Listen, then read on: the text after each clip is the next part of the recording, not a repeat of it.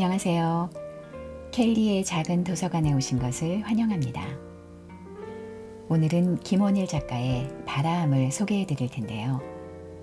김원일 작가는 6.25 때 부친이 월북하면서 연좌제 때문에 고통스러운 가족사를 겪었습니다. 때문에 6.25 전쟁을 다룬 작품을 많이 썼고 민족분단의 비극을 집요하게 파헤쳐 대표적인 분단 작가로 불립니다. 오늘 소개해드리는 바라함은 전쟁으로 고아가 된 점례에서 비롯된 사람들의 운명과 업보, 얽히고 설킨 인연의 아픔을 이야기하고 전쟁으로 한번 일그러진 그 악연의 고리가 대를 이어 유전되는 것을 보여줍니다. 바라함의 법담 스님, 전쟁 고아로 바라함에서 자란 점례와 그의 아들 지수, 지수와 연분을 맺은 복녀, 이 넷의 비틀린 인연의 아픔을 어찌 그리도 절절하게 묘사를 했는지 낭독 내내 몇 번을 울컥했습니다. 그 절절함을 제가 잘 표현했을지 많이 아쉽지만 여러분도 같이 공감해 보시기 바랍니다. 그럼 낭독 시작하겠습니다.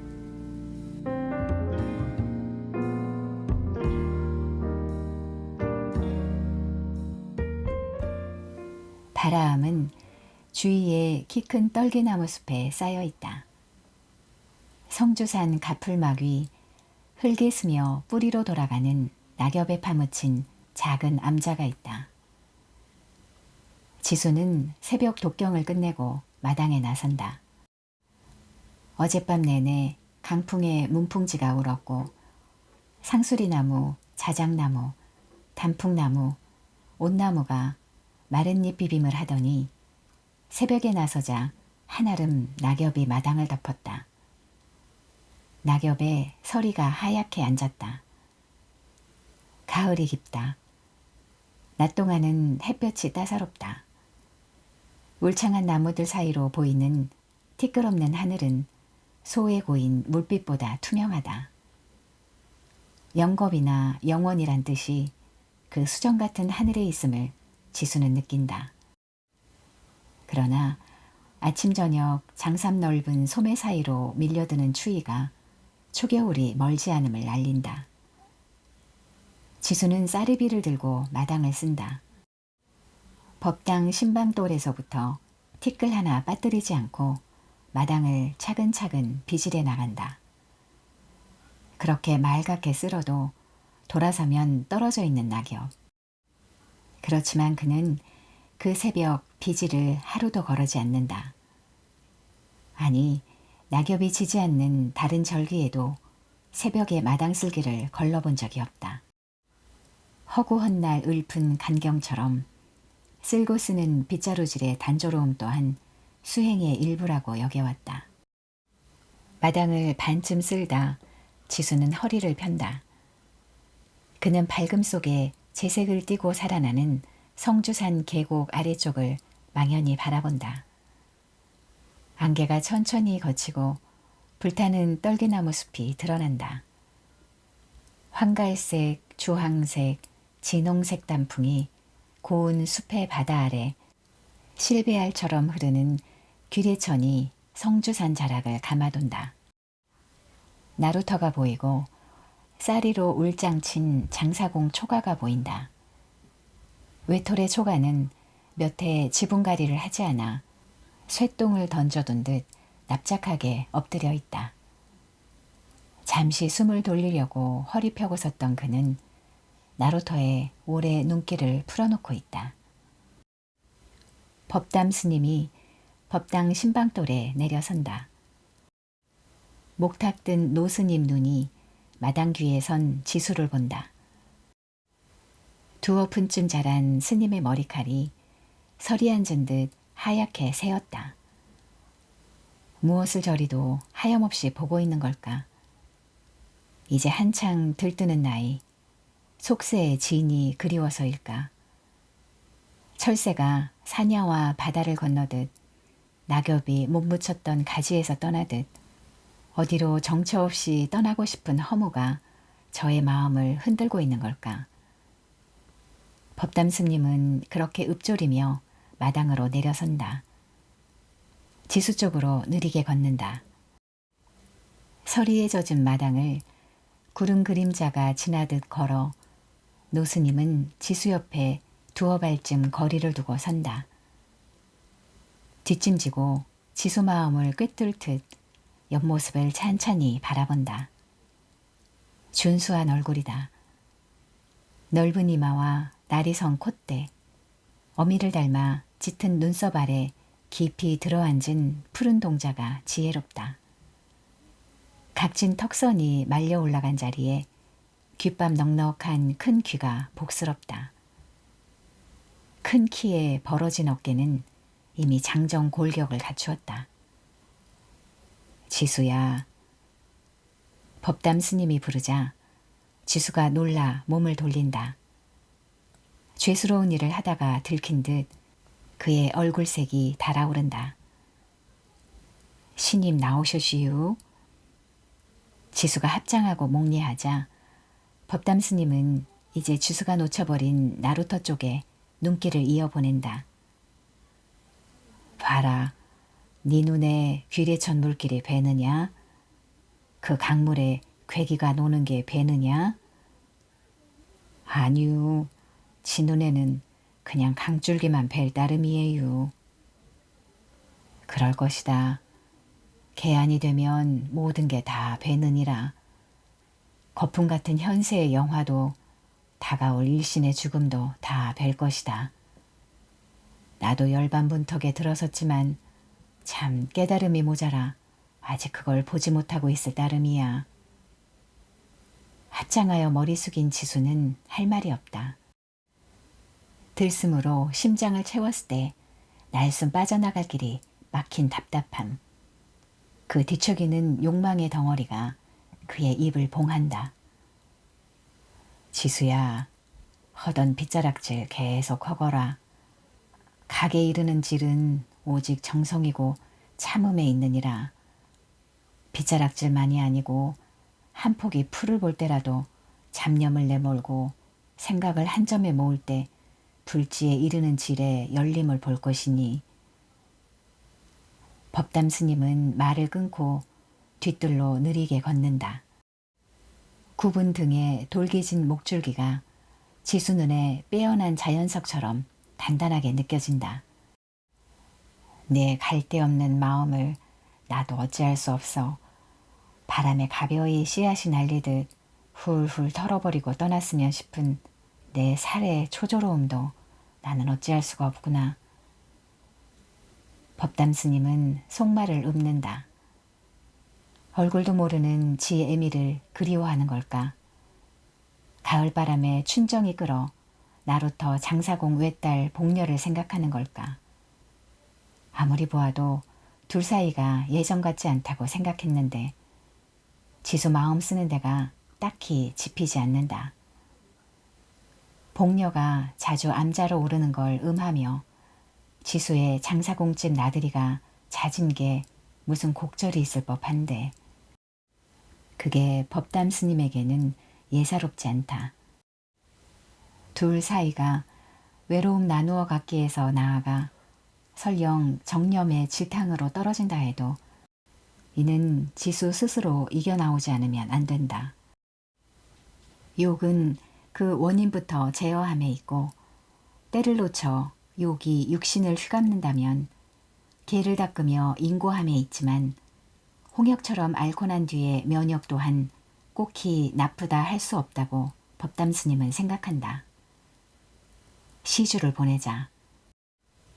정념의 지나친 억제가 삐끗 길을 잘못 잡아 정욕에 불을 지르면 다스리기 힘든 죄업을 불러오나니 사바세계를 둘러보고 짐을 덜게 해주자. 어찌 정이 동을 불러 선을 깨치리오. 동이 정으로 돌아서게 하여 법도를 눈뜨게 함이 이치거늘 하며 노스님은 머리를 주걱거린다. 우물 쪽에서 나원보살의 쌀 씻는 소리가 난다. 잠을 깬 새들이 뒤뜰 숲에서 깃을 치며 수다를 떤다. 19회 전이었다. 초파일을 넘긴 지 달포. 실록의 눈부심이 산천을 환하게 살려 올릴 절기였다. 잠자리를 찾아드는 산새들의 지저김 속에 뜰에 핀 모란 향기가 은은한 어스름역, 바라음으로 한 여자가 찾아들었다. 22된 여자는 이제 두돌됨직한 사내아이를 업고 있었다. 보퉁이 하나 들고 암자로 찾아온 그녀는 눈물에 젖은 얼굴로 요사체를 서성거렸다. 낮 예불을 마치고 나와 석간수에 손을 씻던 법담 스님이 여자를 알아보았다. 점례로구나. 네가 다시 바라함으로 찾아왔구나. 스님, 이 몹쓸 여식을 꾸짖어 주시오. 이렇게 추한 꼴로 다시 스님을 찾게 되었시오. 스님 자비로 바다 같은 은혜로 지를 용서해 주시오. 점례가 법담 스님 앞에 무릎 꿇고 흐느꼈다. 법담 스님은 점례의 화장내 은근한 사바세계 역겨움에 눈을 감았다. 6.25 전쟁 와중에 부모 형제 잃은 고아로 성주산 바라함에 얹혀 지내기 10몇 년, 3년 전 가을이었다. 한창 꽃피는 나이를 맞자 점례는 호련히 암자를 떠났다. 지난날 그 맑은 모습을 잃고 그녀는 3년 만에 다시 암자로 찾아온 것이다. 눈으로 웃던 그 정기가 전생의 색을 어쩌지 못할 듯 보이더니 끝내 속세로 도망간 그녀가 다시 바라함을 찾아 법담 스님 앞에 무릎을 꿇었다. 법담 스님은 점례 등에 업힌 아기에게 눈을 주었다. 순간 스님은 놀랐다. 아기는 뜻밖에도 머리칼이 노릇게 하고 살색이 흰 혼혈하였다. 점례야, 어떻게 된 거요? 이 얘기가 어찌 되네요? 스님, 이 죽일년을 꾸짖어 주시오. 지가 낳은 애비 없는 이 불쌍한 애를. 점례는 더 설게 흐느끼다 땅바닥에 무릎을 꿇었다. 이마를 땅에 박고 등줄기를 들먹였다. 법담 스님은 다시 바라함을 찾기까지 점례의 세속 생활을 미루어 짐작할 수 있었다. 점례가 양치식물처럼 어느 음지에 몸을 눕히고 육신의 고름을 흘려왔는지, 그 육신고가 점례에게 무엇을 남겼는지 스님은 훤히 내다보았다. 점례야, 울음이 너를 건져주지 못한다. 비탄으로 네 마음이 이렇게 찢어지고 채찍질 당할 줄 네가 일찍 몰랐듯 내가 너를 용서해 줄 것도 없고 그런 말을 나는 알지 못한다. 법담 스님은 그 말을 입 밖에 내지 않았다. 점례 울음이 스스로 울음을 달래줄 때까지 스님은 입을 봉한 채 서 있었다. 점례가 제풀에 지쳐 흐느낌을 삼켰을 때야 노스님은 그녀를 일으켜 세웠다. 안으로 들자. 내 모든 걸 알았으니. 이튿날 정오 점례는 혼혈아를 바라함에 남겨두고 떠났다. 스님, 다시 오게 될는지 정말 지가 다시 바라함을 찾게 될는지는 모르겠시오. 아니, 이 애를 찾아 꼭 다시 오게 될기요. 부디 잘 살펴주시오. 지는 보살도 못되고 험한 인생 배란길로 떨어지고 말았지만 저희만은 큰 덕을 깨치게 자비를 베풀어 주시오. 밤새 울어 부은 눈으로 점례가 말했다. 그녀는 총총히 암자 계곡을 빠져 귀래천으로 내려갔다. 장사공 나룻배를 타고 강을 건너 아지랑이 속으로 점 하나 되어 사라질 때까지 법담 스님은 눈동자 푸른 아기를 안고 점례를 먼 발치에서 배웅했다. 그 뒤 점례 소식은 풍문으로도 들리지 않았다. 그로부터 그녀가 맡기고 간 혼혈아가 22이 될 때까지 점례는 끝내 바라함을 찾지 않았다. 가정을 이루어 들어앉았는지 아니면 미군 부대 주변을 돌다 임자를 만나 미국으로 떠났는지 아는 사람은 아무도 없었다. 귀래천변에 살았던 사람은 죽기 전 반드시 귀래천변으로 돌아온다 했는데 그녀도 언젠가 굽은 허리 팥뿌리 머리칼로 돌아올지 알 수 없었다. 이튿날 아침 동자를 들기가 바쁘게 지수는 노스님 말씀 따라 잠산골, 돌레방, 비슬리로 시주를 다녔다. 다시 산정 장터마당으로 돌아왔을 때는 해가 선역 산 너머로 기운 저녁 무렵이었다. 걸랑맨 지수가 배전 허출레 술집 앞을 지날 때였다. 뒷간에 들렀다 허리춤 여미며 나오던 주례골 구장이 지수를 보았다. 태평양 전쟁 때 노무자로 일본에 끌려간 뒤 행방이 묘연하여 제사까지 지내주던 형이 올여름 호련히 주례골로 찾아들어 경사를 만난 장본인이었다. 한일 국교가 정상화되고 내왕이 자유롭게 되자 구장형은 자수성가한 제1동포로 금이 환영했다. 그는 그동안 부모님 모시고 고생 많았다며 큰돈을 아우 앞에 선뜻 내놓았다. 구장내는 하루아침에 만석군 부럽지 않게 살림이 폈다. 형은 일본으로 돌아가기 전 문중 제실 중수할 비용까지 내놓아 주례골에서는 그 칭송이 자자했다. 요 날 좀 봐. 바람 중하니개벼. 구장이 지수를 부른다. 지수가 걸음을 멈추고 돌아본다. 구장 어르신이구먼유. 암자로 들어가는 길인개벼. 그럼 잘 돼야구먼. 나도 나설 참인디 동행혀. 쬐끔만 기다려. 내 빨랑 두루매기 걸치고 나올 테니깐. 구장이 술집 술방으로 들어간다. 지수는 미처 대답할 겨를 없이 혼자 떠날까 어쩔까 망설이다가 잠시 기다리기로 마음을 정한다. 성주 나루터까지 10리길을 혼자 걷자면 지루할 이수고 입심 좋은 구장으로선 누구든 동행자가 있으면 덜 심심할 터였다. 지수가 한참 기다려도 구장이 나오지 않는다. 그가 발길을 옮기려는데 구장이 술방 덧문을 연다. 여봐, 자넬 좀 보자 하는 사람도 있고 하니께 잠시 방에 들어오지. 지수가 대답이 없자 구장이 허리춤 잡아채듯 말한다. 날이 잔디 나물밥이라도 좀 뜨고 떠나. 돈은 내가 낼 테니께. 고맙긴 하지만유 그만두겄어유. 허허 자네도 장삼 걸쳤다고 남 눈치 보는 모양이구먼. 예끼 이 사람아 그렇게 밴딩이 속 같아서야 쓰겄나. 어디 여기가 꼭 술만 파는 딘감. 밥도 팔고 떡도 팔지. 술집이라고 그렇게 무조건 겁만 내면 도울증을 못 버녀. 높은 신임 되려면 사람이 통이 커야지. 내 소리 틀렸는감?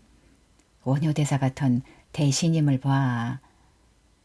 구장의 빈정거리는 말에 지수는 잠시 생각하다 술방으로 걷는다. 그럼 그려야지. 시상하인 갱현보다 좋은 명약이 없다는디. 높은 신임 되려면 갱햄의 폭을 넓히도록 해야지. 지수는 묵직한 시주 걸랑을 벗어 툇마루 귀퉁이에 내려놓는다. 고무신을 벗고 술방 안으로 들어선다. 어두컴컴한 방 안은 담배 연기로 자우룩하고 구장과 술집 색시 둘이 흐트러진 옷매무시로 그를 맞는다. 지수는 멍청해져 버린다. 문 옆에 앉았던 색시가 느닷없이 웃음을 터뜨린다. 그녀는 지수 장삼자락을 잡아당겨 자리에 앉힌다. 신임 날 좀 봐요. 괴기 안 먹고 정케 산다고 우리 같은 인생 무시하기유? 걸레보다 더럽다 침뱉기유? 아닐걸. 이런 천한 지집에게 자비를 베푸시는 게 신임 도리 아닌게비요. 지수 옆에 앉은 여자가 취한 목소리로 말한다. 화장내음과 술래가 풍긴다. 저고리 고름이 풀려있다. 한쪽 어깨를 구장 가슴에 붙이고 앉은 나이든 점박이 색시가 담배 연기를 뿜으며 해실해실 웃는다. 헤헤, 정말 반종이 틀림없구먼. 돼지나 개도 반종이 훨씬 이쁘더니만 인자 보니 사람도 그렇구먼. 훤하게 잘도 생겼어. 코를 보니께 그것도 클텐디 신임하긴 아까운 인물이여. 점박이 색시가 말한다. 내 말이 어디 틀렸남? 신임이라도 보통 신임하고는 다르다고 말했잖여. 구장은 점박이 색시의 허리에 팔을 두르며 말을 받는다. 구장은 잔에 찬 약주를 마신다. 점박이 색시가 돼지고기 한 점을 구장 입에 넣어준다. 지수는 더 앉아있을 수 없어 일어선다. 옆 색시가 덩달아 일어서더니 지수를 껴안으며 그의 뺨에 소리나게 입을 맞춘다. 지수는 색시를 벽에 밀어붙이곤 방을 나선다. 어쩌면 저래 도도할까? 중은 뭐 사내 아닌가? 그리도 생겨먹은 게 꼴값을 한다고 보기 좋게 퇴짜를 놓는구먼. 다시 술방 색시 웃음이 합창으로 터진다. 너무들 심였어. 아무렴 신임은 신임인디 그렇게 놀려 화 안 나게 됐나? 구장이 혀를 차며 일어선다. 지수는 시주 걸랑을 어깨에 걸치곤 뒤도 돌아보지 않고 허출내 집을 떠난다. 같이 가세. 그 성질내미 하나 화촉 같네. 여봐 지수. 같이 가재도 먼저 뜨나? 구장 목소리가 지수 걸랑을 잡아챈다. 지수는 못 들은 채 그냥 걷는다. 땅만 내려다보고 발걸음을 빨리 한다. 지수가 성주 나루터에 도착했을 때는 짧은 가을에도 뉘엿이 기우는 석양 무렵이다. 강 반쯤은 그늘이 내렸고 반쯤은 물결이 반짝인다. 강변 위를 드로리떼가 낮게 난다. 밝음 속에 날던 드로리떼가 그늘 안으로 잠겨들어 멀어진다. 어이 어이. 지수는 강 건너 장사공집 쪽으로 소리친다. 다리장수 범아제비와 마루에서 막걸리를 마시던 장사공이 일어선다. 낮은 돌각담 넘어 강 건너를 지그시 건너다 본다. 지수로구먼. 장사공이 말한다. 잎을 지운 키 큰 버드나무가 늘어선 강변 모래톱에 걸랑맨 지수가 장삼자락을 날리며 서 있다. 지수라면 저 바람 젊은 중놈 말이구먼. 양갈부한테 난 자식이 다 중이 되니 말세요. 그건 탄건 쓰고 자진겨타기 아닌게벼. 시상 살다 보니 주례골 구장댁에 전축 들여놓은 걸 안 보나. 코 큰 놈이 중지라는 걸 안 보나. 하여간 시상은 오래 살고 볼 일이여. 범아제비가 콧수염에 묻은 막걸리를 닦으며 말한다. 범아제비는 얼굴이 볼카하다. 병인생 범띠인 범아제비는 이태 전 조강지처를 잃은 뒤 술에 아주 골아버렸다. 술이래야 막걸리 두 사발에 홍당무가 되어선 꽁치 댄마리를 꿰차고 혈혈이 마장골로 귀갓길을 재촉하던 그가 이제 마셨다 하면 말술에 입심도 걸쭉해졌다. 마누라가 첫 자식을 낳다 죽었으니 낙이라곤 술밖에 없다는 푸념이 늘상 따랐다. 오랜만에 집구석 찾아 들어야지. 할미한테 맡긴 애미 없는 자식 애비 기다리는데 그런 내 새끼나 중지라는 그놈이나 세상 잘못하고 난 불쌍한 인간들이여. 지수 그놈도 평생 한은 못 풀고 살 팔자 같아요.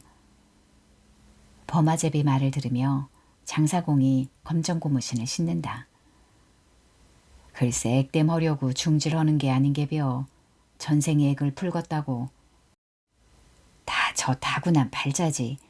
애기 장삼을 걸치고 머리칼 빡빡 베고 친다고 풀리겄나 말이여. 은발이 된 머리칼. 장사공 나이도 이제 환갑을 내년으로 당겨두었다. 고이 춤을 추스르고 허리에 낀 담뱃대를 여미며 장사공은 휘청걸음으로 삽작을 나선다.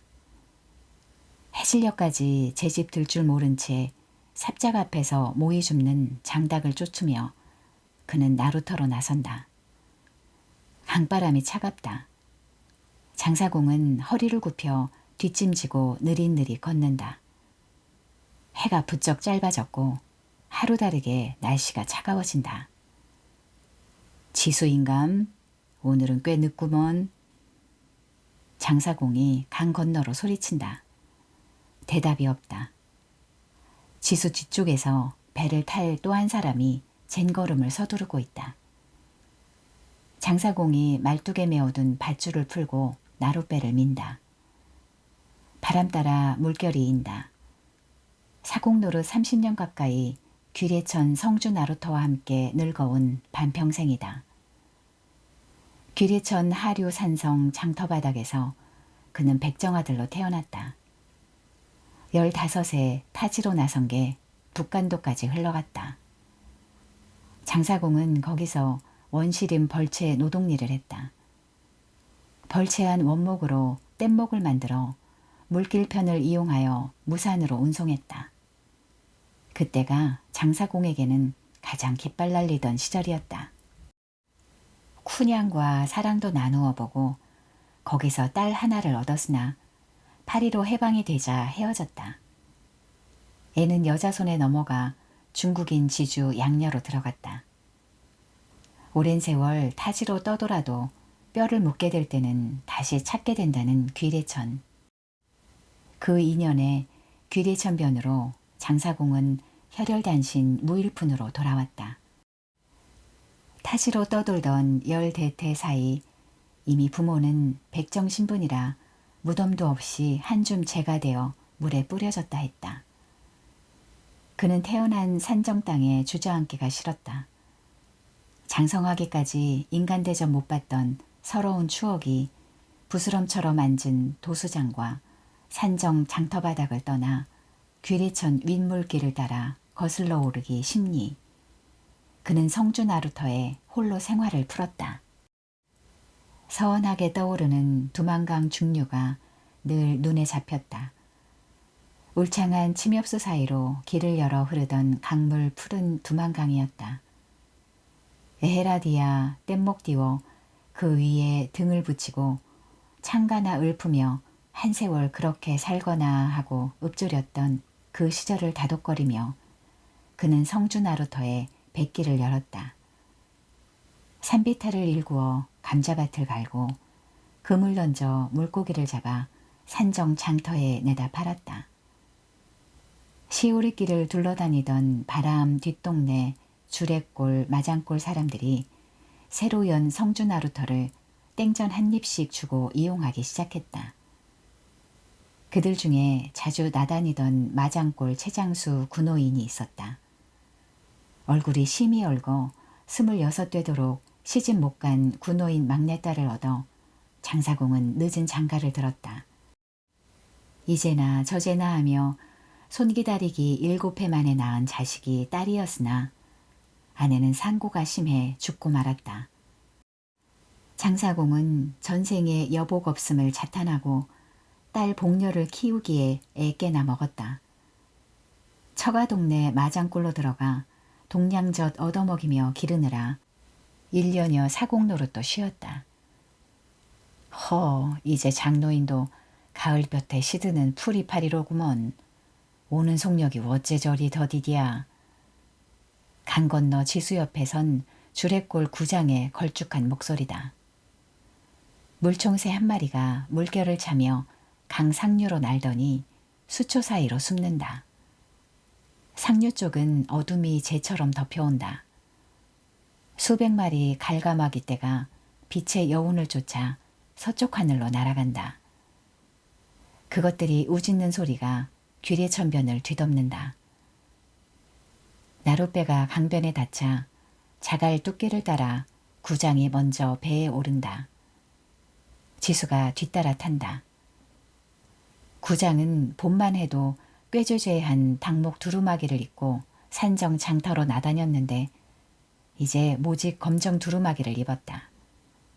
그는 트림을 한 차례 하더니 그 탕수육이란 청요리도 먹을만 하더군 하고 구시렁거리더니 장사공도 만주벌로 쏘댕겼다니 먹어봤겠구먼 하고 묻는다. 술래음이 물씬 난다. 탕수육?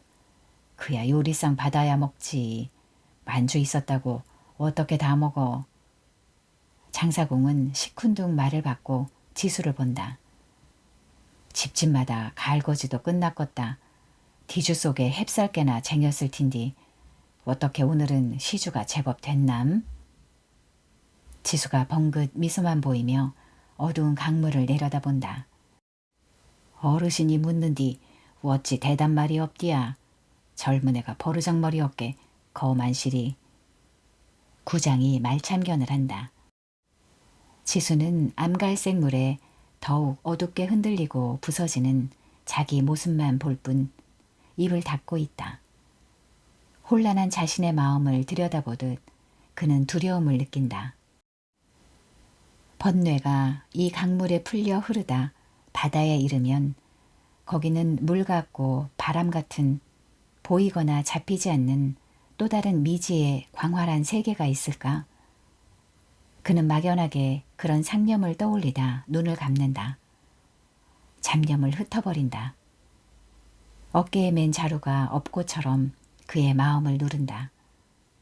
그는 걸랑을 벗어 뱃바닥 물기 없는 마른 자리에 내려놓는다.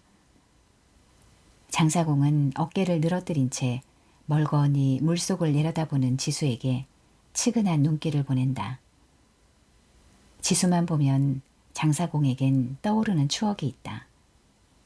지수애미 점례다. 지수가 세상에 나오기 전이니 20해도 넘는 옛 이야기다. 그 사연은 장사공과 점례만 알 뿐 아무도 모르는 숨겨진 사연이다. 휴전되던 해, 그러니 점례가 바라움을 떠나 어디론가 도망치기 전 여름 삼복때였다. 저녁 무렵인데 날씨가 무더웠다. 장사공은 산정 장을 보고 돌아오는 주례골 마장골 사람들을 나룻배로 실어 날랐다. 배에 오른 사람은 모두 6이었다.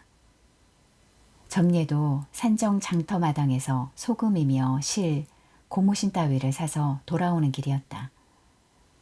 강고기를 팔러 장에 나간 장사공 아내는 6 중에 끼어있지 않았다. 어찌된 셈이요? 아침 볕 보고 나간 여편네가 해 빠져도 돌아올 생각을 한 티야. 못다 팔면 남 구워 오든지 개 밥값이라도 넘기든지 할 일이지. 장사공이 투덜거렸다. 장에서 친정아버지를 만난 모양이어유. 온기 전에서 같이 떡 먹으며 깨가 단말이나 쏟아지게 얘기를 하고 있는 걸 봤시유. 입속으로 유행가를 쫑알거리던 점례가 말했다. 강을 건너자 점례는 무더운 날씨를 두고 불평을 늘어놓았다. 이 더위에 산길을 어떻게 탄담. 5, 6월 개꼴로 시바닥에 늘어지겄네. 하더니 점례는 목이나 축이고 가야겠다며 강을 건넌 일행에서 쳐져 장사공집 삽작 안으로 들어갔다. 점례는 뒷곁 우물로 가선 한 바가지 찬물을 달게 마시고는 얻다 시원타며 주위 사람이 없자 땀에 젖은 삼배 적삼을 벗곤 얼굴과 목에 밴 땀을 찬물로 씻었다. 점례가 목물을 마치고 적삼을 입으려 할 때 장사공이 뒷곁으로 들어왔다. 그는 두 원품을 베려 낫을 찾으려 들었는데 어떻게 때를 맞춘 꼴이 되고 말았다. 점례가 놀라 얼른 적삼으로 앞가슴을 가렸다. 장사공은 치마 말기 섭 사이로 보이는 점례의 한아름 부푼 젖가슴을 보았다. 아이고 아저씨도 지침이나 하고 드는 거지. 처녀가 모가지 닦는 뒤 그렇게 불쑥 들이닥치면 어떡해. 점례는 발개진 뺨으로 눈을 흘겼다. 눈으로 꼬리치는 점례를 보자 장사공의 음심이 불끈 솟았다. 장사공은 앞뒤 가릴 겨를 없이 달려들어 점례를 안았다. 버둥거리는 그녀를 번쩍 들어 헛간 보리 집더미에 뉘고 그는 그 위에 엎어졌다. 아이고 아퍼 아주 쥐기누먼 정말 왜 이려. 점례 입에서 단내나는 비명이 터졌다. 그녀는 그렇게 앙탈을 부렸지만 눈뜨는 성적 호기심에 그 유혹을 뿌리치지 못했다. 그런 일이 있은 뒤 장사공은 점례가 바라음을 등진 그해 가을까지 2차례 더 살을 섞었다. 장사공은 하나쯤 씨를 받겠거니 했으나 그 뜻은 이루지 못했다. 그때 씨를 받다면 저런 훤칠한 아들이 있겠잖나 하고 장사공이 지수를 보며 서운해하는데 주례골 구장이 하늘을 쳐다보며 읊는다. 오늘이 14을이니 달은 좋겠구먼.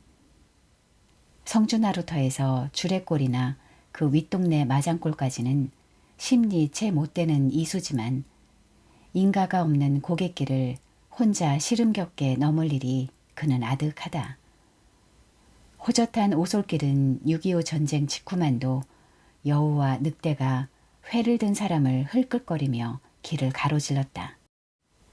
그래서 장사공 집에서 몇 순배 막걸리 사발을 돌리다 서너 사람 꾼이 모이면 함께 넘곤 했다. 배가 귀리천을 건너올 동안 다리장수 범아제비는 부뚜막에 걸터앉아 밥을 짓는 복녀에게 잡담을 걸고 있다. 왔다 지기를 정말 도도도 하네. 인생은 쉼부터란 말도 있는디 개다 되면 아직 내 나이 한창이란 말이여. 서너 마디 말 받아줘서 혓바닥 달람.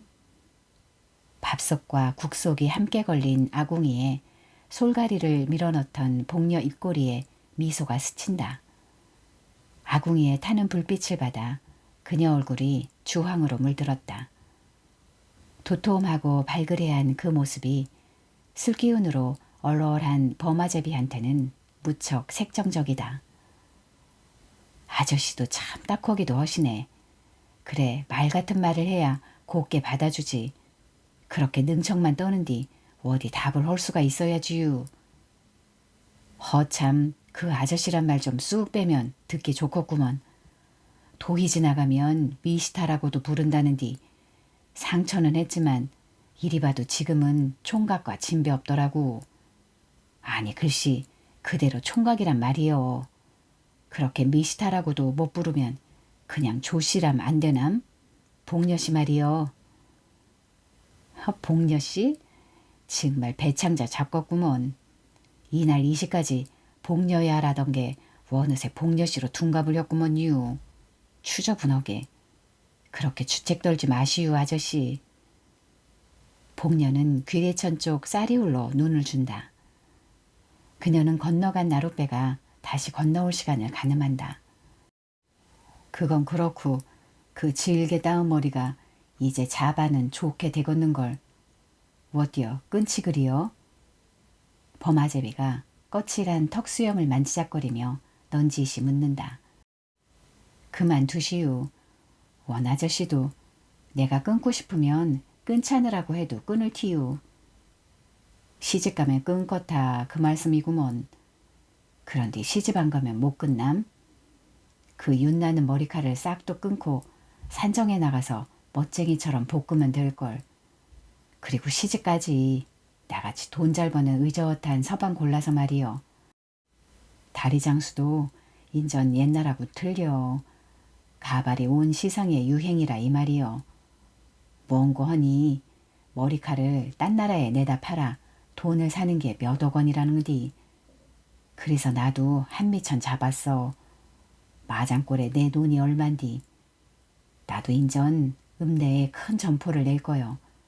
눈깔 사탕 나부랭이를 파는 게 아니고 여러 품목 갖춘 자파상을 벌일 참이요. 알아시유. 맨날 허는 소리 귀따가 못 듣겠구먼유. 그건 그런디 아저씨 돈 버는 거하고 나하고는 아무 상관이 없다는 걸 아시유.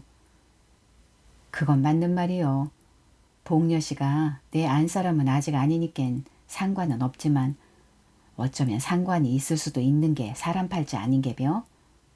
우선 그 칠칠한 댕기머리를 끊어 나한테 팔어. 그 돈이면 구찌베니니 화장품은 물론 푹신한 세탁까지 사입을 수 있을 텐디 그려. 울 밖에서 두런두런 말소리가 들린다. 장사공이 오는 소리다. 복녀는 토라진 암코양이처럼 일어나 성난 얼굴로 범아제비를 쏘아본다. 철딱선이 없는 늙은 주책쟁이란 듯 눈을 흘기곤 부엌 뒷문으로 나간다. 작은 키에 엉덩이 바라진 통통한 뒷몸매가 범아제비 입에 금세 군침을 일군다. 참 크는 애는 몰라. 어떻게 1년 사이 저토록 활짝 필까. 가슴이나 허리가 하루하루 탄탄해진단 말이요. 하며 범아제비는 늘어붙었던 부뚜막에서 일어선다. 19, 내년이면 20이라 했겄다. 그러고 보니 물오른 버들가지처럼 윤이 날 나이도 되었다고 그는 머리를 주걱거리며 부엌을 나선다. 호랭이 굴인가? 아직껏 불도 안 켜고 뭘혀. 장사공이 삽작으로 들어서며 어둑한 집안을 보고 투덜거린다. 그는 마루기둥에 걸린 그을음 앉은 유리갓을 들치고 등잔 심지를 돋구어 불을 댕긴다. 담배 쌈지를 조끼 주머니에서 꺼내어 허리에 찬 대꼭지에 비벼 넣는다. 장사공의 뒤를 따라 삽작을 들어서던 구장이 부엌에서 나오는 범아제비를 보고 반색을 한다. 자네 잘 만났구먼. 안녕하시오 어르신. 어디여 오늘 밤 마장골로 안 들어갈라남? 구장이 길동무가 될 수 있는지 어떤지를 묻는다. 읍내에서 며칠을 보냈으니 마장골로 들어갈까 하는디 엄니와 딸의 얼굴이라도 봐야 하겠지요. 썰렁한 삼천 냉방에 호래비 궁상이 말이 아니어유. 어쨌든 잘 됐구먼. 나랑 한치 감세. 내가 한 잔 살 테니 여기서 목이나 축이고 성걸음에 넘으세. 그리찮아도 방앗간 본산댁 둘째 딸이 머리를 팔라는지 자네를 기다리대. 그럼 그러지유. 삼춘 상망이 몰인디 어차피 그때도 걸음할 작정이었으니깐요. 다시 술판이 벌어질 참이다. 두 사람은 마주보고 마루에 앉는다. 구장은 주머니에서 청자갑을 꺼내어 한 대 물다 장사공을 보고 "우었다 그 쓴 담배를 어떻게 피워?" 하며 자기 담배를 꺼내어 준다. 장사공은 마구초는 영 심심해서 짐 삼키는 것 같아요 하면서도 담배 한 대를 받는다. 그러니 담배를 두고 예부터 심심초라 허지 않은 게비여. 그건 그렇고 복녀가 오늘따라 안 배노먼? 사람이 앉으면 상부터 봐야지. 구장은 평상발로 고쳐 앉으며 큰 기침을 한다. 복녀야 술상 좀 차려라. 장사공이 부엌 쪽에 대고 말한다. 대답이 없다. 애가 어디로 싸질러 댕긴담 하며 장사공은 머리를 갸우뚱한다. 부엌으로 들어간다. 딸애가 없고 아공이불도 꺼졌다. 뜸이 드는지 밥솥에서 흰 김이 새어 뿜는다. 이 지지바가 밥하다 말고 어디로 갔디암. 장사공은 부엌 뒷문으로 나가 뒷간 옆 채전밭으로 통하는 헐어버린 우를 나선다. 무밭 저쪽 바라함으로 오르는 길목 징검다리 앞에 두 그림자가 보인다. 먹물 풀리듯 짙어오는 어둠 속에 옷자락을 날리며 마주서 있는 복녀와 지수다. 복녀야. 장사공 소리에 역정이 섞였다. 복녀가 머리를 돌린다. 그녀가 아버지 쪽으로 달려오고 지수는 장사공을 보더니 돌아서서 징검다리를 건넌다. 다가온 딸을 보고 장사공은 날도 어둔 뒤 무슨 얘기를 밖에서 그렇게 수군거린디야 하고 심드렁이 묻는다. 아버지도 지수 씨님이 아침에 산정으로 나간다기에 구리모 하나 부탁해시오. 그래 그걸 사왔거니 하고요. 복녀는 들고 있던 새 크림갑을 내보인다. 술상이나 체리여. 인전 다 큰 지지바가 아무리 신임이긴 하지만 걔도 청년인디 너무 자버러게 지내면 남이 숭부하. 정말 아버지도 여기 우리 집하고 바라함뿐인디 사람 몇 명 산다고 숭볼 사람이 있으유. 대체로 나가면 몰라도. 글씨 그렇단 말이요. 장사공이 집 안으로 발길을 옮기며 혀를 찬다. 외로운 여식이다. 나루터 외딴 오두막에서 자라나 스물이 되도록 사람 구경 제대로 못한 채 코올리게 때부터 사귀어온 동물하고는 오직 바람 지수뿐인데 그 중마고우를 홍기찼다고 갑자기 뗄 수야 있나 하고 그는 쑥덜거린다. 장사공이 구장한테 얻은 담배를 부엌 아궁이 불로 댕긴다. 마루에 앉은 구장과 범아제비는 술상이 나오기를 기다리며 세상 이야기를 나눈다. 이번 약초 재배는 그냥 시범이요. 근데 그게 시범치고는 성과가 굉장히 좋단 말이요. 구장 말이다. 감초 말인 게벼? 글쎄 토질이 맞는 모양이요. 그래서 내년에는 불악 공동으로 대대적인 재배를 해볼 참이요. 면이서도 자금을 할당해 준다고 했으니 말이요. 그렇다면 내년 겨울쯤 주례골과 마장골에도 증기가 오게 된단 말이지요. 마을 자체가 반부담, 군에서도 반부담해서 정말로 까막눈을 없애주는 모양이요. 그렇게만 되면 산정의 그 비싼 지름장수가 싹 망하겠구먼요. 그러나 구장 어르신, 그게 언제부터 세운다는 증기선대였슈. 국회의원이 표 얻을 때 말 좀 봐요. 흰소리만 통통 치곤 선거 막 내리면 미꾸람지처럼 숨어버리니 선거 끝나서 우리가 어디 그 높은 양반 코빼기나 봐시오. 워라 여기에 또 정치가 한번 나섰네. 국회의원도 요즘 국회의원은 옛날보다 시세가 있단감. 한 통서 2명씩 뽑으니까 말이요. 치, 구장 어르신 배부르니 머심도 배부른 줄 아는 모양이게벼. 군에서 반부담? 떡 줄 사람은 생각도 않는디 김치국에 채하는 꼴 보겄네. 젠장 장돌뱅이들은 입심만 늘어서 어쨌든 겨울만 되면 자네도 놀랄 걸세. 말뚝 박듯 시멘트 증기선대가 쭉쭉 늘어설 테니 그땐 나도 과부쟁변이나 얻어 그 테리빈가 무언가 방에서 보는 활동기를 차리고 말티요. 장사공이 잡담에 끼어든다. 구장 봐유. 증기도 증기지만 그놈의 투전판이나 싹 좀 없애구려. 저지날 장날 때 강첨지 얘기가 공회당 사람방에 젊은 놈 늙은 놈 가리지 않고 만날 그 짓이라 목돈 날린 배 한둘이 아니람서. 박도래비는 농협서 애써 얻은 비루 2부대값까지 미천에 날렸담서. 허허, 그야 하루아침 일석일조에 뿌리가 뽑혀. 마을 지도자가 있어야지.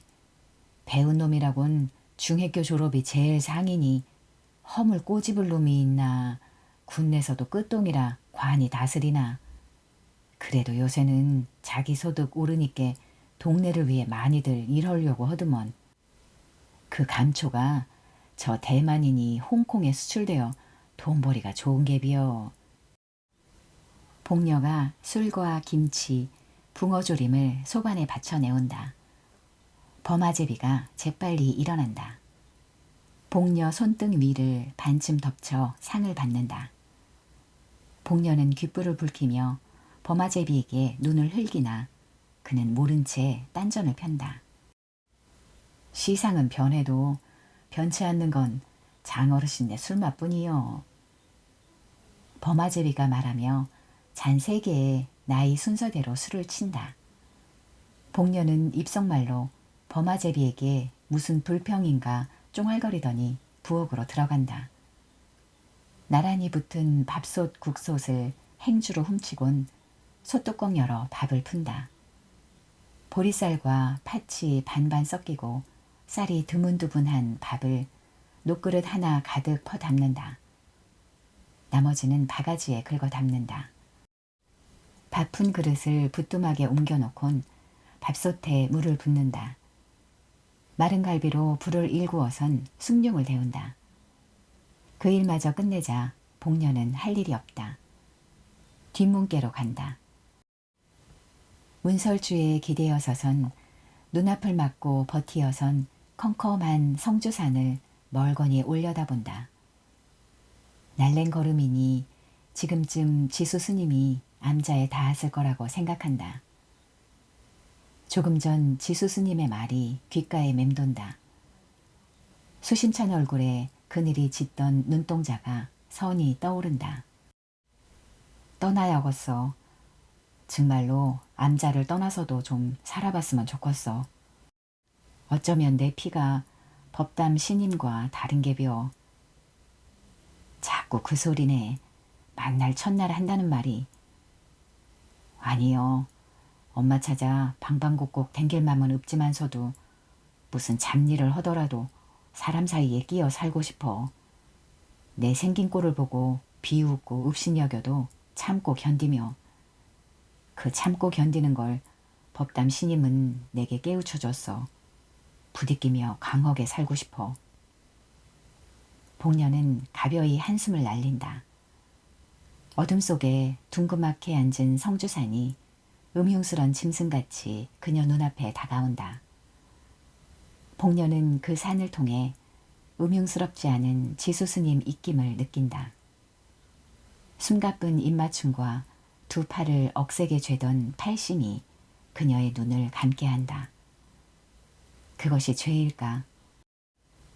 홀례를 올리고 애 낳고 깨소금같이 오손도손 함께 사는 그게 불가해서는 왜 죄가 될까? 그런데 우리 아버지나 지수 스님이나 남정네들은 왜 그렇게 젊은 한 시절을 떠돌기만 좋아할까? 처음부터 못 받고 한 군데 눌러 살지 못하고 뻔한 고생 사서 하는 그 역마살이 뭐가 좋기에 그렇게 훨훨 떠돌아다니고파 할까? 강 쪽에서 도요새가 온다. 저놈도 이젠 남쪽 따신 지방으로 갈란개벼. 복녀는 한숨을 날린다. 불붙듯 타오르던 성주산 단풍도 져버렸다. 떨어진 밤을 주우러 다람쥐들이 낙엽을 뒤지며 분답을 던지도 오래고 뱀도 동면에 들어가 겨울이 깊을 대로 깊었다. 성주산 마루턱, 양지바른 동쪽에 자리 잡은 바라암은 바뀌는 계절에 아랑곳 없이 늘 그대로 숲의 나지막이 묻혔다. 바람도 자고 양광만이 조는 따사로운 겨울낮, 지수는 요사체 마루에 법담 스님과 마주 앉았다. 지수 얼굴이 헬쓱하다. 지수야, 즉 떠나겠다는 거냐? 법이 벗고 당분간 환속하겠다는 거지? 법담 스님이 다시 묻는다. 묻는다기보다 지수와 헤어짐을 스스로 다짐하는 억양없는 목소리다. 신임 잠자리는 누가 보살펴드리며 신임 몸이 편찮으셔 자리에 누워 계시면 누가 간병해 드리겠시우만. 지수 목소리가 떨린다. 그는 합장하며 깊이 머리를 숙인다. 노스님 말이 없자 그가 말을 잇는다. 계를 못 지키고 열반경에 들지 못한 파괴를 용서해 주시우. 언젠가 이 악념의 때를 벗고 다시 법문에 귀의할 터인께 그날까지 지를 잠시 버려주시우. 법담 스님은 대답 없이 지수를 내려다본다.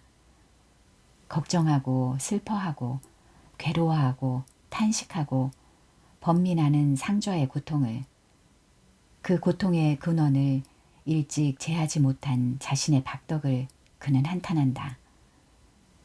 속세에 적잖은 사람을 만나왔지만 그 연을 끝까지 잡아매지 못했음을 한한다. 설계가 모자라 이른이 넘도록 상좌 하나조차 변변히 거느리지 못한 우매함을 체한다. 대사찰 조시를 마다하고 스스로 이 암자에 응거하며 오늘의 자신을 잊게 한 고암 선사 모습이 떠오른다. 집중 삼매의 오랜 고행을 거쳐 나고 죽음을 초탈한 상태에서 오직 지게로 청정하신 고암 선사. 한 포기 풀을 가리키며 이 연약한 생명 속에 부처가 있다고 설법한 그 가르침이 새롭게 귓속을 닦아낸다. 법담 스님은 지수로부터 눈을 거두어 계곡을 내려다본다. 사해를 한눈에 넣듯 노스님은 눈길을 풀어놓고 겨울 햇살을 창명하게 받고 있는 회청색 숲을 오랫동안 본다. 산천은 망고의 세월을 두고 그 자태를 흩뜨러뜨리지 않고 초목은 태어남에서 죽을 때까지 그 자리에 머물러 떠나지 않는데 찰나를 사는 현세의 인간은 왜 이리 이별이 많은가. 법담 스님은 이제 가물가물한 옛 생각에 젖는다. 속세 부모님은 7 아들과 딸 하나를 슬하에 두셨다. 천석군 집안 도승지 3대손으로 남부러울 것 없던 아버님은 7 아들을 길러 독립투사, 교육자, 장사꾼, 농사꾼, 자기처럼 불제자도 길러내셨다. 아버님은 그 아들 중 5째인 법담 스님에게 각별한 기대를 거셨다. 서당에서 대학을 떼고 12살에 출가할 때 아버님은 고암 선사에게 아들을 맡기며 중생의 자비를 베풀 대덕을 만들어달라고 부탁했다. 아버님은 아들이 오도를 얻기 전 3.1운동 때 외경의 칼에 옆구리를 베어 그 바람을 보지 못하고 세상을 뜨셨다.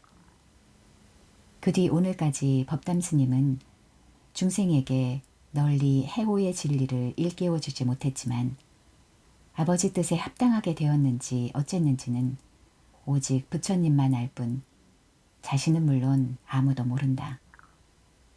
법담 스님은 강변의 모래알같이 있듯 없듯 살아온 자신의 미물 같았던 숙세를 헤아려볼 따름이다. 70을 넘기까지 오직 마음은 한 정성에 일심 공력을 바쳤건만 지금 아가 보이지 않는다. 알았다 너의 마음을. 이제 음식을 먹어라. 사흘 낮밤을 허하게 지냄은 오직 심신만 약하게 할 따름이다. 가게 이르려 식음을 전폐함은 기특한 일이나 세속의 번뇌로 음식을 멀리 험은 어리석은 짓이다. 떠나가라. 선의 이름이 속세를 멀리함에만 있는 것이 아니고 속세에 거함으로써도 깨달음이 있을진데 떠나 그 속에서 이루어 돌아오거라. 법담 스님이 일어선다. 겉으로는 태연한 모습이지만 안으로 허허로움을 어쩔 수 없다. 지수는 다시 합장하고 머리를 숙인다. 이마가 마루에 닿게 허리를 굽힌다. 내일 아침 떠나거라. 네가 다시 바라음으로 돌아올 때까지 내가 있게 될는지. 아니다. 니는 영 못 돌아올는지도 모른다. 설령 돌아온다 헌들 나는 내세에 들어있겠지. 아니요 요시님. 지는 반드시 늦어도 이태 안으로 돌아올기요. 지수가 얼굴을 드는데 깊게 박힌 눈에 눈물이 가득 찼다. 그는 다시 머리를 떨어뜨린다. 흐느낌으로 등줄기가 떨린다. 법담 스님은 지수 등을 내려다본다. 점례의 피를 받아 그 피의 준동질이 그를 이 암자에 묶어두지 못하게 함이라고 스님은 생각지 않는다.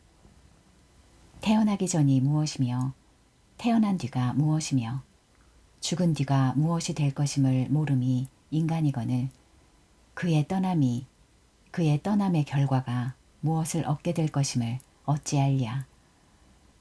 그러나 법담 스님은 지수가 바라음으로 다시 오게 되었을 때 자기가 현세에 있지 않음을 내다본다. 지 어미와 달리 지수의 푸른 눈동자를 보면 소교에 잠이 들어 나락가로 영원히 떨어지지 않겠음을 일찍이 짐작해온 법담 스님이지만 속세의 욕정이 그의 피를 오랫동안 말리고 살을 오랫동안 줄이게 하여 그 암자를 찾기까지는 상당한 시간이 걸릴 거라 알고 있다. 이튿날 새벽 해가 달매봉 위로 채 떠오르기도 전에 지수는 출발을 서둔다. 몇 푼 노자와 걸랑을 지고 지수는 법담 스님과 나원보살과 작별 인사를 한다. 전생에 살붙일 곳 없는 홀몸을 바라함에 의탁하여 15년째 살고 있는 나원보살은 옷고름으로 눈물을 닦는다.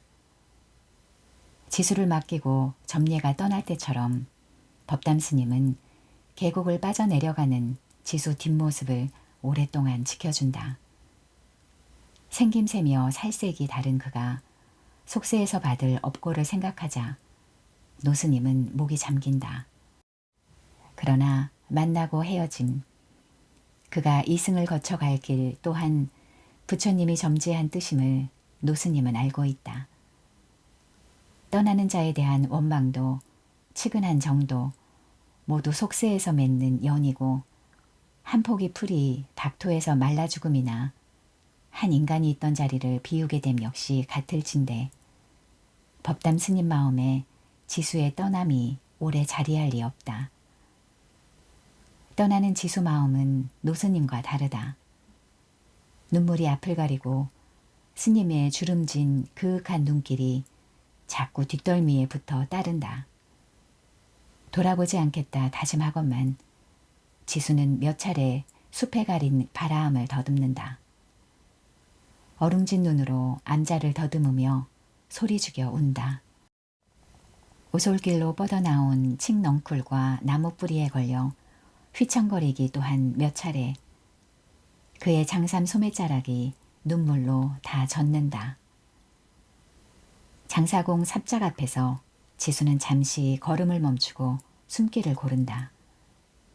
합장을 하고 뜰을 질러 마루 앞에 선다. 지수가 기침을 하자 건넌방 문이 먼저 열린다. 어쩌면 정말 먼지를 떠나가는 모양이네. 앞이 버선 뒤꿈치를 깁다 달려나온 복녀가 깜짝 놀란다. 지수의 부은 눈과 부딪힌다. 지수의 헬쑥한 얼굴이 눈물에 젖었음을 복녀는 본다. 그녀는 마루 끝에 선다.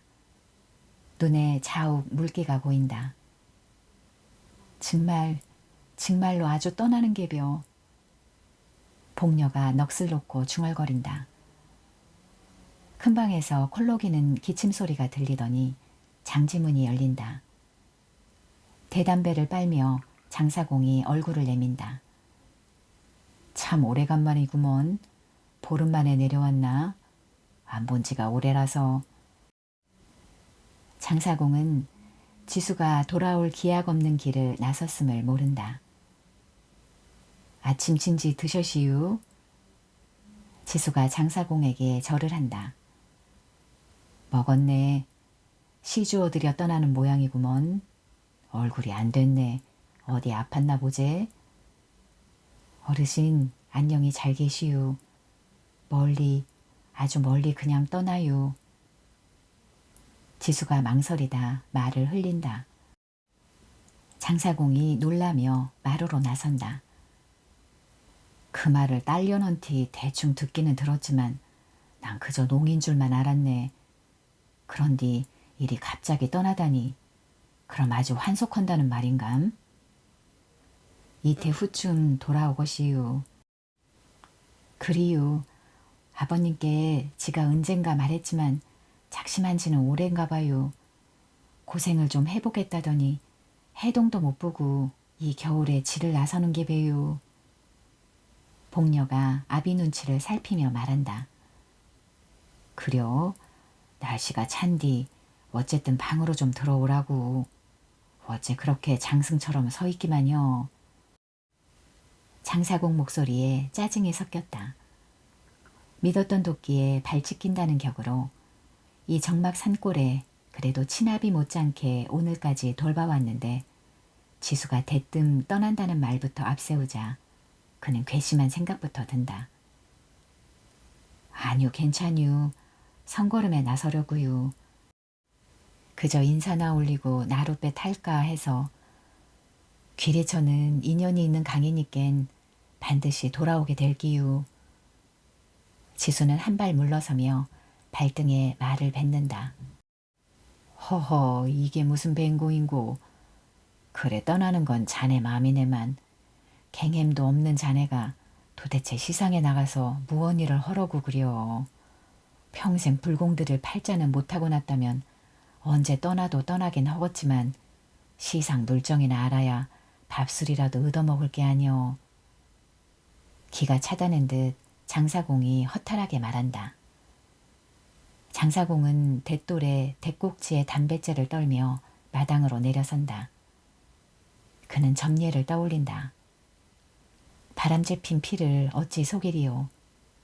애미를 닮아 사바세계의 오욕에 부득부득 몸을 담겠다는 탈속한 훤한 얼굴이 치근하고 가엾다. 시주를 댕기며 시상 물정도 봤어유. 행고하다 깨달음을 얻고 돌아오것이유.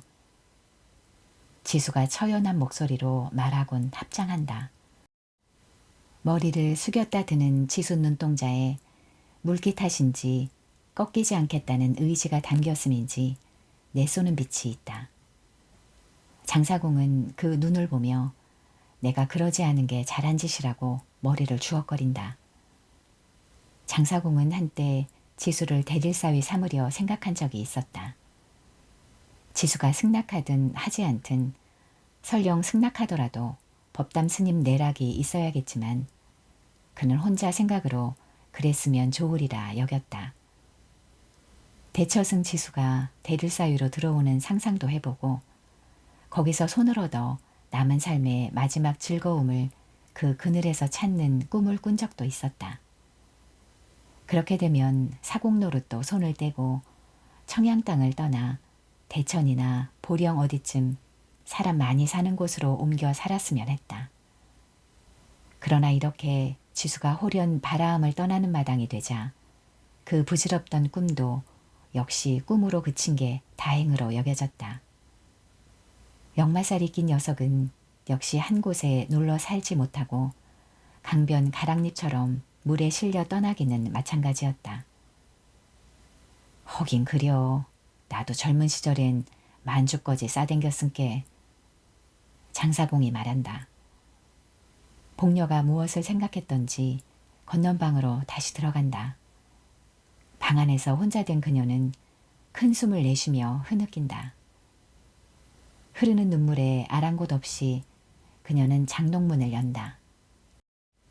장롱 속 옷가지를 뒤지더니 꼬깃꼬깃 접힌 10장 남짓한 100원권을 찾아낸다.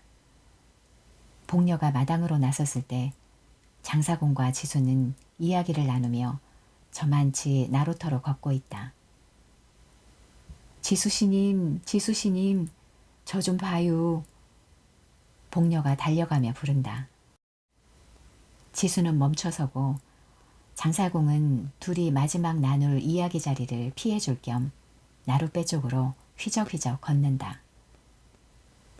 오늘인 줄 알았음 감자라도 삶아 놓을걸. 자 여기시유. 노자에다 보태 써유.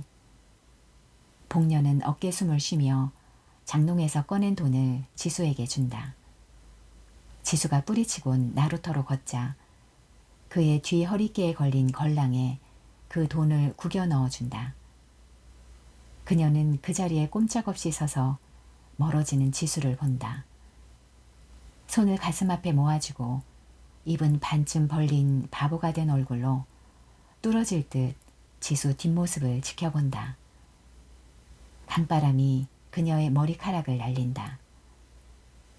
이태라, 이태를 기다리면 돌아온다고 했으니 하고 그녀는 중얼거리다 끝내 자제력을 잃고 손바닥으로 얼굴을 가리고 소리 높여 흐느낀다. 어르신님, 오늘은 지가 노를 저을게유. 지수가 뱃머리에 오르며 말한다. 관두어라. 나도 아직 자네만치 심이 있어. 떠나더라도 법담 스님께 자주 소식 올려. 성주 나루터라고만 쓰면 주례꼴로 가는 우체부가 편지 놓고 갈 테니 그럼 내가 암자로 전해주지. 그건 그렇고 복녀가 꽤나 서운하겠다. 오랫동안 동무가 됐는디. 장사공이 노를 젓는다. 지수가 모래톱에 망부석이 된 듯 서 있는 복녀 쪽에 눈을 준다. 먼 자태 복녀 옷걸음이 바람에 나부낀다. 울고 섰는 복녀 모습이 눈물 탓인지 배가 흔들리기 때문인지 어릿어릿 기울어졌다 바로 섰다 한다. 지수는 한 차례 몸을 떤다. 그 흔들리는 복녀의 자태도 차츰 멀어지자 그는 그만 눈을 감는다.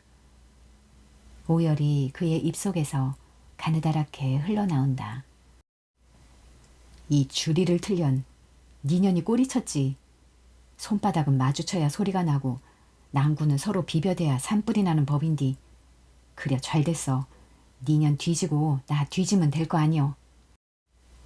장사공이 가쁜 숨을 몰아쉬며 악을 쓴다. 그래도 화가 안 풀리는지 딸의 댕기머리를 휘어잡곤 나루터로 끌고 간다. 아버지 살려줘요. 죽을 죄를 졌지만 한 번만 용서해줘요. 복녀가 끌려가며 장사공의 허리에 매달린다. 봄을 씻고 오는 강바람이 훈훈하다. 귀래천 모래톱에 살얼음이 풀린 지도 지난달이다. 이년아, 그래 허구 많은 산에 두고 죽놈은 뒤 붙어먹냐? 하늘이 무섭잖아? 땅이 무섭잖아? 애비 없는 후레 새끼 나오면 머리털럭 노란 새끼 싸지르면 어디다 내놓겠다고 그따위 짓을 겁도 없이 저질러. 되져라, 아주 되져버려라. 장사공이 딸의 굵은 허리를 걷어차고 등줄기를 사정없이 내리친다. 그는 한사코 딸을 나루터로 끌고 간다. 아이고 나 죽는다. 아버지요 죽여줘요. 아주 고만 날 죽여줘요. 천벌받을 인연 죽여줘요. 복녀가 이제 되레 악을 쓰며 끌려간다. 치마 말개가 터지고 옷구름이 떨어져 나간다. 복녀는 벌겋게 상기된 얼굴로 숨을 몰아쉬며 엉금엉금 긴다. 무릎도 손바닥도 깨어져 피가 난다. 그려 죽여주마. 너 뒤지고 나 뒤지고 같이 뒤지자. 뒤졌댔자 서러울 것 하나 없는 목숨인디 같이 뒤져. 장사공 목소리는 울음에 잠겼다. 딸에 대한 증오보다도 소중히 아끼던 그 무엇을 잃어버린 서러움이 자신을 학대하고 그의 목을 잠기게 했다. 어둠이 나루터를 덮어오는데 사위는 조용하다. 오직 부녀 고한만이 성주 나루터의 정적을 찢어 발긴다. 광목 뒤로 아무리 졸라매어도 눈에 띄게 불러오는 배를 더 이상 감출 수 없어 복녀는 그날 아침 지난해 가을 바람 오르막길에 있었던 지수와의 살섞음을 아버지께 실토했다. 너무 뜻밖의 고백에 장사공은 어이없이 멍해지더니 미친 사람같이 장지문을 박차고 달려나갔다. 그 길로 장사공은 나룻배로 강을 건너 산정 장터로 들어갔다. 저녁 무렵 술에 만취해 돌아온 그는 삽작을 들어서기 바쁘게 딸을 패기 시작했다. 전생에 여복 없기로서니 차마 하나 딸까지 그렇게 될 줄 몰랐고 그것도 어느 누구도 아닌 아들처럼 믿었던 지수와의 관계란데 그는 그만 머리가 돌아버렸다. 동량저까지 먹여가며 기른 딸이 끝내는 그토록 무참하게 아비를 배반할 줄 그는 생각도 못했다. 딸을 고이고이 길러 훗날 딸 덕보자 벼른 적도 없지만 너그러운 서방 만나 제 앞길 잘 닦아나가길 바랐는데 그것이 모래타처럼 허물어져 버린 탓이었다. 타라 이년아. 저 귀래천 가운데서 함께 되지면 될 게 아니여. 애비가 널 태우고 마지막 노를 잡자꾸나. 장사공이 딸을 나룻배에 밀어넣고 배를 민다. 복녀는 뱃바닥에 엎어져 흐느끼고 장사공은 이제 끝마금에 이른 자신의 서러운 생애까지 얹어 울음을 쏟는다. 불같이 타오르던 그의 격정은 진이 뽑혀 사가든다. 달이 있다. 초저녁 조각달이 높이 떠서 희부염한 빛을 내린다. 달빛을 받아 물살이 해뜩댄다. 장사공은 노를 저을 생각도 있고 뱃머리에 멍청이 앉아 한숨만 깊이 내쉰다. 갑자기 말을 잃고 강하류만 멀거니 바라본다. 60평생이 손바닥 보듯 빤한데 죽음도 삶도 자식복이 없음도 모두 부질없게 여겨진다. 손금을 바꿀 수 없듯 팔자에 없는 복을 어찌 불러들이리오. 태어날 때 지니고 나온 쪽박. 어떤 이는 귀인 후사로 큰 쪽박을 지니고 태어나고 어떤 이는 미물 후사로 작은 쪽박 지니고 태어나 그 쪽박에 담을 만큼 현세의 업을 담다 끝내 빈손으로 내세에 들긴 마찬가지인데 무엇을 원망하고 누구를 탓하리오. 장사공은 그런 생각을 엮으며 치근한 눈길을 흐느끼는 딸에게 보낸다. 박덕한 아비 만나 남 다 가는 초등학교 문조차 못 들어가 본 불쌍한 것. 동무 없이 혼자 크며 허구한 날 귀래천 흐르는 강물만 보며 살아온 꽃같은 한 청춘이 자기에 못지않게 가련하다. 복녀야, 참자. 모든 걸 참고 살아보자. 시상사가 부처님 뜻인디 말이여. 그것을 넌들 어쩌겠냐. 장사공은 조각달을 올려다보며 중얼거린다. 아비 말에 잇따라 복녀의 흐느낌이 한결 더 서름을 싣고 부드러운 봄 강변을 적신다. 복녀가 아비를 닮은 갈색 머리칼에 눈동자가 푸른 사내아이를 낳기는 그의 여름 말복개다. 딸을 과수로 만들기 싫어 장사공이 여러 차례 산정 장터로 나가 지수를 수소문해 보았으나 소식은 미어연했다. 신들린 놈, 바람같이 어디로 떠돌며 고를 쓸개처럼 빨고 있는지 혹은 횡사나 하지 않았는지 몰랐다. 법담 스님 말이 그랬듯 지수는 소식 한 장 없었고 쉬 돌아올 것 같지 않았다. 장사공의 낡은 초가지붕이 폭삭 눌릴 듯 박이 탐스러운 가을이 오고 다른 해보다 유난히 추워 귀래천이 꽁꽁 얼어붙은 겨울을 넘겨도 지수는 돌아오지 않았다. 그동안 바라함도 장사공의 집에도 변한 거라곤 없었다. 낮닭이 우는 속에 아기 웃음이 깨들깨들 쏟아지거나 복녀 머리칼이 다리장수 범아제비한테 잘려 팔린 거나 그녀의 쫑알거림이나 웃음이 나루터에서 아주 사라진 것 외에 성주 나루터는 예나 마찬가지였다. 기다려도 소용없어. 복녀씨도 애비 없는 자식 하나 보고 늙을 수야 없지 않나? 어르신도 인전 노 놓을 때도 됐는디 읍내로 나가 지 점포에서 함께 살지 그려요. 어르신 팔자나 집 팔자나 처복 없고 하나 자식 둔 것까지 같은겨. 그도 다 전생의 인연이 아닌게벼요.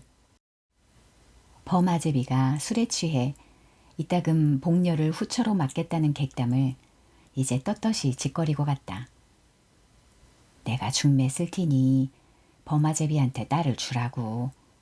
상처는 했지만 딸린 자식 하나밖에 더 있남. 그 작자 어디 핀둥핀둥 노는 신생가. 재물도 착실하겠다. 그만한 사람 잡기도 힘들어.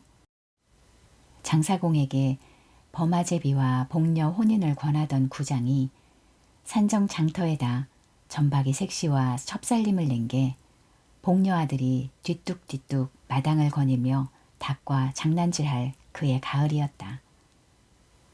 다시 겨울이 왔다. 지수가 떠날 때 했던 말처럼 이틀 만에 돌아오겠다는 겨울이 와도 그는 끝내 규례천에 나타나지 않았다. 그해 겨울은 예년과 달리 몹시 포근하더니 어느 날 한방눈이 쏟아졌다. 마침 그날은 주례골 구장의 적극적인 중매로 복녀가 버마제비 후처가 되어 성주나루를 떠나는 날이었다. 온 천지를 덮으며 눈이 억겹으로 쏟아졌다.